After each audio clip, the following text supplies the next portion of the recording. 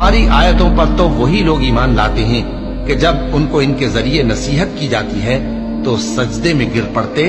اور اپنے پروردگار کی تعریف کے ساتھ تسبیح کرتے ہیں اور غرور نہیں کرتے۔ ان کے پہلو بچھونوں سے الگ رہتے ہیں،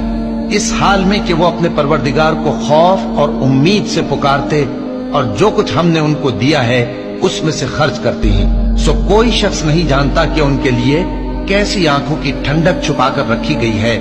یہ ان اعمال کا صلہ ہے جو وہ کرتے تھے۔ بھلا جو مومن ہو وہ اس شخص کی طرح ہو سکتا ہے جو نافرمان ہو؟ دونوں برابر نہیں ہو سکتے۔ جو لوگ ایمان لائے اور نیک عمل کرتے رہے ان کے رہنے کے لیے باغ ہیں، یہ مہمانی ان کاموں کی جزا ہے جو وہ کرتے تھے، اور جنہوں نے نافرمانی کی ان کے رہنے کے لیے دوزخ ہے، جب چاہیں گے کہ اس میں سے نکل جائیں